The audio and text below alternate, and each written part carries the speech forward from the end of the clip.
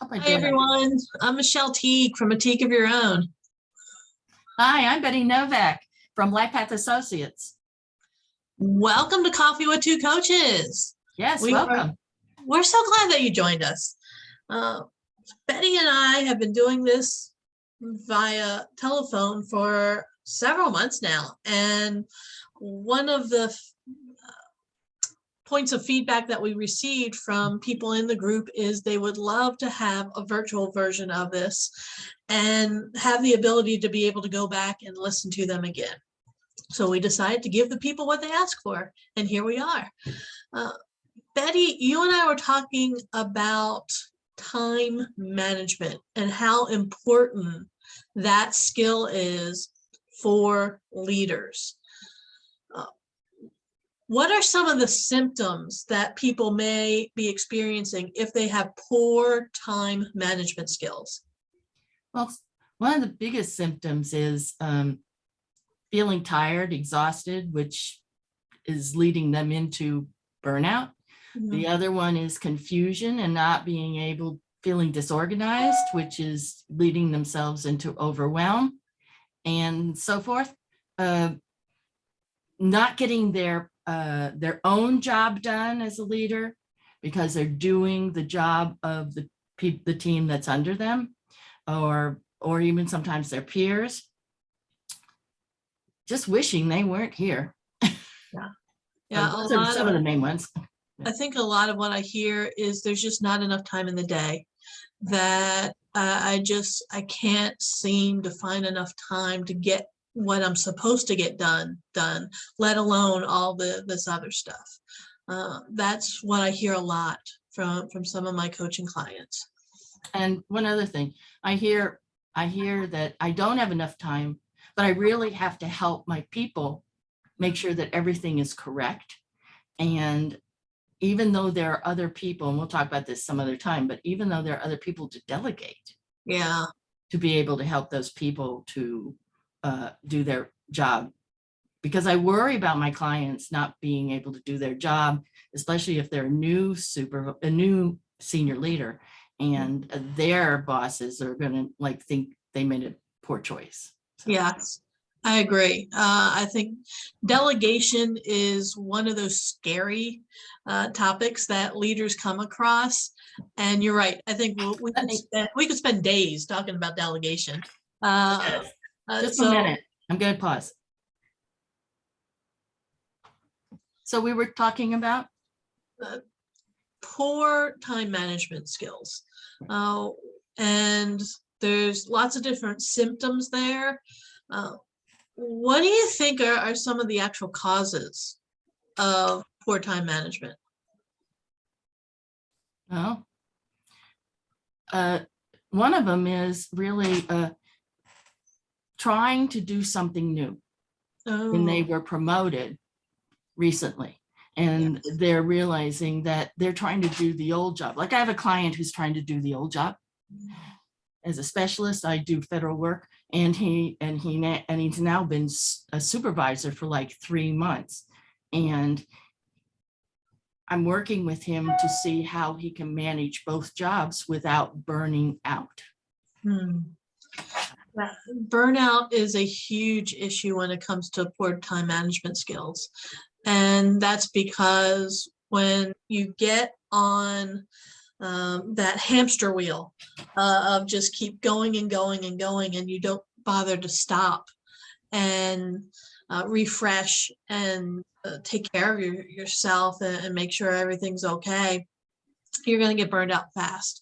And so let's talk a little bit about what people can do to either prevent themselves from having poor time management skills, or they can make some improvements and truly improve how they are managing their time. Because the reality is, if they don't manage their time's going to manage them. Right. And so everybody needs to work on time management skills. I apologize for the background noise, but my dogs want to get in so badly, and I would prefer they didn't. So, and the door doesn't work right now, so I apologize. You're good. Okay, just thought I'd say something about the background noise. So, yeah. So what we were talking about, what could we do to be able to manage our time, Yes. especially now when we're all working, when many of us is working at home and very few are working in the office. So they're now working as a hybrid type of structure, and they've done some of it in the past, but not where it's becoming part of the corporate structure or the business structure or the government structure. So I guess the first thing I would say is being able to plan out and visualize or be clear about, one, what your role is, what your responsibilities are in your current position, what your boss is expecting of you, and what you need to do to help your people. Now that's a lot, I understand, but part of it is really just planning it out and really seeing what's really important and critical, and what can be delegated or doesn't have to happen now. So I agree. And I think part of that is writing down, literally write down the list of everything that you're expected to do. Sit down with your direct supervisor, your manager, whoever it is who's in charge of you, and ask them what their expectations are. Ask them, what do you see me accomplishing over the next several days, over the next week, over the next month, and ask them what their priorities are, because the reality is what you think is a priority and what they think is a priority could be two very different things. And we always want to make sure that our boss's priority is our priority. That's one of the ways that we can make sure that we're successful. So sitting down with them, asking them for their expectations and how they would prioritize the various tasks that we have to do is going to be really important to figure out how to manage some of your time. yes, that's really very, very important for people. Also, understanding the technology, the limitations and the advantages. I mean, frankly, I've been working with a couple of clients in the past, and I felt like the technology wasn't really hindering them. It was the ability to communicate and be able to help mutually solve the problem. And those are things that we're going to get at later when we're talking about interpersonal relationships and being able to communicate and coach and so forth. So, but right now we're dealing with time management. And one of the things that actually I'm working with for me, as well as my group, I talked to them about having a journal, so they can write down what their boss thought was important when they came from the meeting. They can write down what they have to do, and some of their thoughts as to what's going on, as to, do they feel they can do it? Why don't they feel they can do it? Or how will they be able to do it? And last but not least, when it is completed, pat yourself on the back and write your achievement in that journal or planner. So you know that you've done something and you feel good, and you can repeat it the next time a similar situation comes up. Don't have to start from scratch. I agree. Once you get a system that works for you, you need to be able to duplicate that system. So in the future, you can rely on it and use it, because you don't want to reinvent the wheel. If you already have something in place that's working for you, that's what you need to take advantage of and use it over and over again. Because that way you don't have to spend the time to try and create it from scratch. Yes, I agree with you. And another thing that you can do is look at your whole month. So here you have a planner, or you can get a couple of worksheets if you want and put it in a file. That's fine. I prefer planner journals. And what they ask you to do is to plan out, let's say, a quarter, maybe even a month, so you know what's going on and what's expected. And then what are the goals? What are the daily goals? What's the weekly goals? What's the ultimate monthly goal? The other thing is what could be the obstacles or challenges that you're going to face, and then write some notes as to who you need help, who needs to help you with it, and what you need to do. And what, again, I can't stress more, what's your role as leader? Yes. Because you're no longer, a person that's doing daily work per se. Others are doing it for you. And there are a couple of other things, that in a planner, a journal, whatever you choose, that should be in there. And maybe your aspirations and your vision of where you want to be, saying, oh, and about, when during this time of disruption, I need to work on my career because I know that there's going to be some gaps because people either resigned or they didn't come back, or like I'm a baby boomer, so I have my own company, but that was my retirement plan, was to have my own company. So those are so many things that you can do. And to your point about technology that you were making earlier, you can actually get virtual journals. You can actually get planners and things. I've got a remarkable, and it's full of PDF files that I can fill in, and I can use it for jotting down. You can create different files and different notebooks for each project that you're working on. So for those of you who want to limit the amount of paper in your world, or you're looking for something that will sync with your laptop and your phone, a device like that would be helpful, because that way you've got all the notes in one place and you're still able to write them down. You're still able to write what's going on in your mind, what your thoughts are, once again, what goals do you have for that day? What is it that you're working towards? And one of the things that Betty was talking about, what are some of the long-term goals that you have? When you look at that vision of where your life is going to be, where are you going to be personally and professionally, 2 or 3 years from now? What are you doing today to make that happen? Because you want to constantly be moving in that direction and doing things that will get you closer to what that vision is. Yes, and in addition to that, there are many of us that are putting ourselves in sort of an environment or a belief system. And one of the prevailing belief systems is the law of attraction. Mm-hmm. So there are journals out there. Some people like to write, and carry it around and say, this is a warm and fuzzy. I like what Michelle is suggesting. And some of them even have a virtual counterpart. But there's the law of attraction journals that are pretty big and hefty, but they work you through personally developing your mindset, your inner energy, and so forth. But there are others that, like folios, that are quarterly.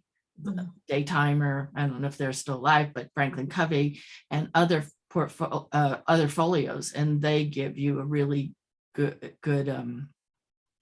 place to put all your goals, your thoughts, in all the meetings and everything that are coming up and so forth in them.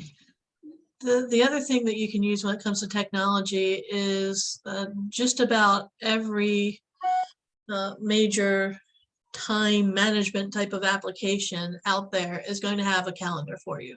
So if you're using Google Calendars, if you're using iCalendars, if you're using Outlook, use those calendar features to help you with your time. I tend to be one of those people who does time blocking, where I will literally block out 1 to 2 hour chunks of time to work on specific projects. So that way I'm not bouncing back and forth, getting interrupted when I've got my train of thought going. Once I get into a groove, I want to stay in that groove. So I try and block out chunks of time to work on different projects, to work on different tasks. And I do that throughout the week. So that way, the week isn't necessarily, one day isn't necessarily going to look like the exact same over and over again. It's varied. However, I know what I have to accomplish each week, and I can block out the time on my calendar to be able to accomplish those goals. And by the end of the week, you get to Friday and you got everything done, and it makes you feel pretty good. That's the cool part of time management, is once you get good at it, you tend to have a little bit more free time to where you can work on other things. Yeah, and you mentioned something really good about the weekend and have free time. And one of the things that people forget, leaders forget, that they're so engrossed and focused on the business, the work, the company, the agency, whatever. And so what they forget to do is that they need to renew their energy. And that sometimes needs planning. And one of those hours you block out may be just taking a walk, or going just doing breathing for a while, or even doing a stretch exercise. But more importantly is planning out what you're going to do in your off time. It doesn't mean that you can't be spontaneous, but if you're needing to be with, like I be with my husband, I have to plan out time with him, and tell him that this time I'm in the office, don't bother me, type of thing.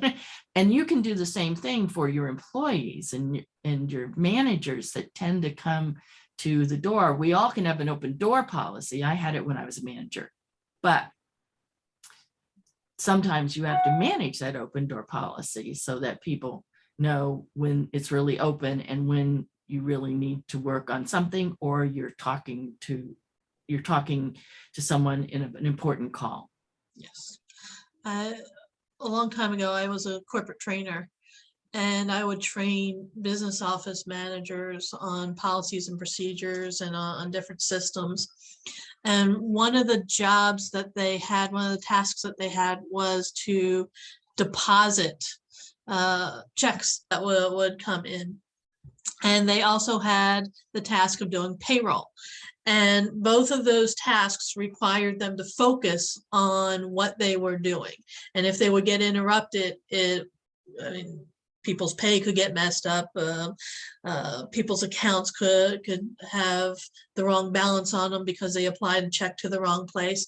So I would tell them, close the door, put a sign on the door saying, payroll processing going on, deposits being made, will be available at X time. So that way people would know when as soon as they saw your door was closed and they saw the sign telling you to come back at 1 o'clock in the afternoon, they knew, oh, that's when I can show up. As I can show up at 1, the door will be open and I can go in and talk with the business office manager then. You're right, Betty. People need to be trained to respect that open door policy, and also respect that closed door when it is closed, that you can't just come walking in, that people are trying to get work accomplished, and it could literally affect them if you go in there and interrupt them. And also they may be working on something that will help you as a team leader or as their team, and they're trying to still work it out, but eventually they're going to call you in, or should call you in, to get feedback. And that also is what you have to put in your time management. We're not saying just be so structured, but it's nice to see that, hey, it's going to take me an hour to think this through, and I'm going to ask a group of my people to come in and meet for about a half hour, because I want them to go back to work, and I share this and get their, information or their feedback and their suggestions about what we're going to be doing. Exactly. And the other thing is, something that has come in very handy for me is to literally look at your calendar and block out 2 or 3 days throughout the month where you're not scheduling anything. And I know that sounds kind of counterproductive. Why would you want to talk about time management and say don't schedule something? Because meetings get canceled and appointments get canceled, and emergency meetings and projects and all kinds of things pop up. And when you have blank space on your calendar, that's where you can move things to. So if you purposefully block out 2 or 3 days each month and don't schedule anything in there, but leave that open for moving those meetings, for working on emergency projects, for the changes that are going to occur. When those days do come around and you don't have a whole lot scheduled on there, you can then get caught up on a lot of things that you've been putting off because you now have the flexibility and the time to do that. Yep. That's exactly right. I mean, if you're a person who owns a business and like us, we work virtually, or we work alone and then bring in people to work with us on our team. And I don't know about Michelle, but I end up making Monday my day because, well, I need to wake up a little bit for the week. And also if a client has a sudden need to go, I got to talk to you, it's really important, or you have an employee that says, hey, I had an emergency over the weekend and I have to talk to you about how, that I need some time off, then you have that time open for that. And then you also have your time open to really plan for the week and the month and so forth. Yeah, it's a great way to be able to manage the time that you have and to manage those emergencies that pop up. Can you think of any other tips or tricks that people can use for managing their time efficiently or effectively, Betty? One of the things that happens is if you are being overwhelmed with projects, right? What I used to do is I would put it up on a flip chart and put it up on the wall, which I'll probably be doing also now. And I would, what I would do is I'd bring my boss in and I'd show her, and I said, now you're adding a project for me. What one can we not have? What one is not important to you? Because my days are filled with these projects and meetings and so forth. And I know what you need to do is important, but we need to talk about this. And so she would either tell me what wasn't important, that I didn't need to do it anymore, or she'd send it to somebody else, or she would say, well, I will talk to somebody else on your management team. And so there we were. But it helped me feel like I was in charge and she was there to support me, as opposed she was in charge and she didn't care how much I had on my plate. And that really starts you thinking about, should I really be here? Oh, I'm getting overwhelmed. I'm going to get burnout. I'm going to get sick. Oh, I feel sick. So you really should be more in charge of your time and the projects and how you manage your boss. I agree. People need to learn how to effectively manage up, not just to manage the team that they're in charge of, but to manage up. And like you said, get feedback from your own managers, from your leaders on what's important to them, and asking them what their priorities are when it comes to what you're responsible for. If they have unrealistic expectations, that's when you need to have a conversation. And it's okay to have that conversation with them, because they need to know what you're capable of. They need to know what is truly realistic within the confines of your position and within your organization. And if what they're asking you to do is not going to be able to be done with the resources that you have, they need to know that. Yep. Because it's possible, like you said, they could bring in somebody else to help. They could add another team member for you so that you can get some of that work done. But they need to know what it is that's going on, and they need to know where the resources are being used. And if you're stretched too thin, and these days a lot of people are, because there's a shortage of workers. Just about every single organization I've been working with, they just can't hire enough people. And so being realistic about what can and cannot be done, leadership needs to know that. That's right. And then we haven't talked about one group, which is the entrepreneur, which is us, but the entrepreneur who owns a business. I worked with Popeyes, and I was part of the consulting team as the regional training manager who trained supervision for the owners as well as their management staff. And many times those of those owners that were looking like really overwhelmed, it meant they were trying to do it all themselves. So what we would talk about is who else needs to come in to bear the burden, because delegation, again, is part of time management. When to bring more people onto your team that can help you, even if you're like outsourcing. I mean, I outsource most of my team, my IT, my marketing, and so forth. But most entrepreneurs who own a business don't. And they need to rely on their directors or their VPs to be able to manage that business. And they need to be able to manage the big stuff. And that's a different time management. That could mean going away and talking to vendors or the franchisor. In this case, at Popeyes, you'd have to go to a meeting. So learn how your time is structured and what's the priority, and then how it affects everybody else so they can manage their time and structure it and plan. Yeah, I agree. Entrepreneurs, they have a little different way of managing their time.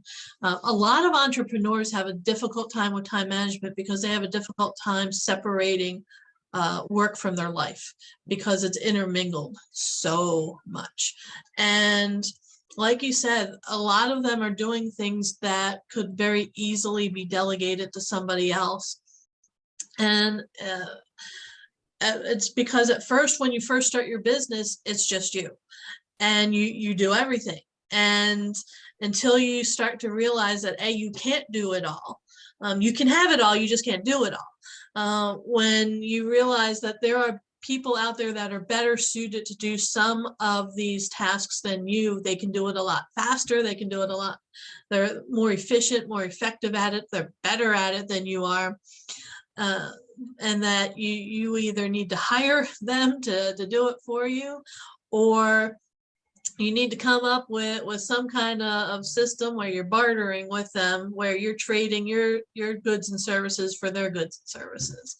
And some of the things that come to mind are like accountants. If you've got somebody who can do your bookkeeping for you, you've got somebody like Betty was saying, she has somebody who takes care of her website for her, people who can do social media marketing for you.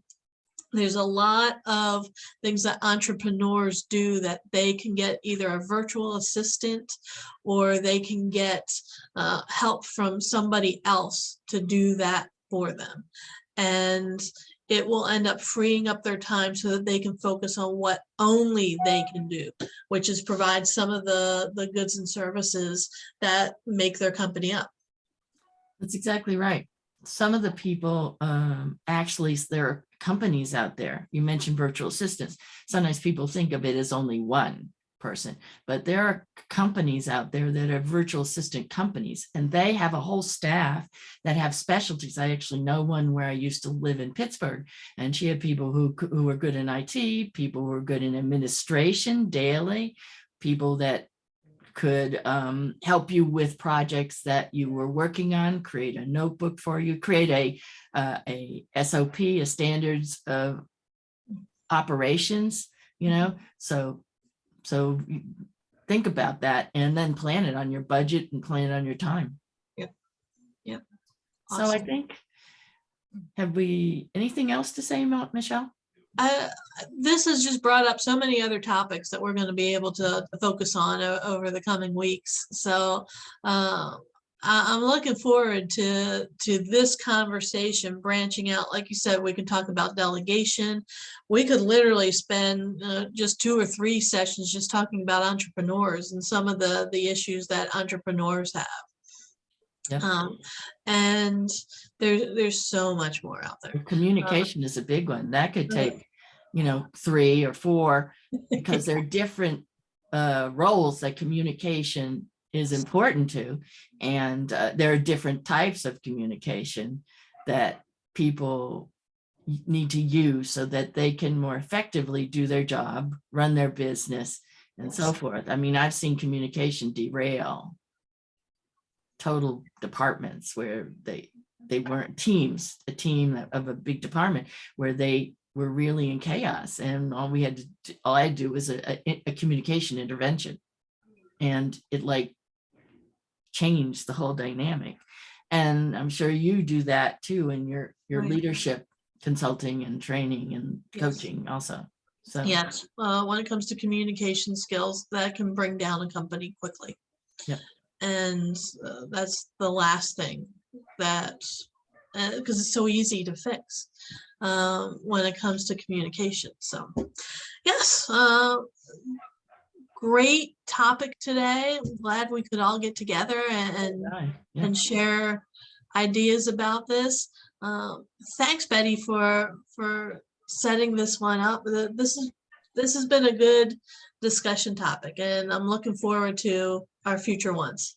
I am too. I think we have a lot of topics to discuss, and really would like anybody to give us something that they would like to discuss. We'll probably we have an email that you can send in. Can they do that with Coffee with Two Cooks? Yeah, they can send us if they've got some suggestions for future topics. If they have any questions for us, you can send it to coffee with 2, and it's the number 2 coaches @gmail.com. Yep. We just set it up for this podcast, so we're sort of thinking about it as we're doing it. So, but this is exciting, and I look forward to being able to work with Michelle as my partner, and also be able to be of service to you with future topics. Thank you very much. Thanks, everybody.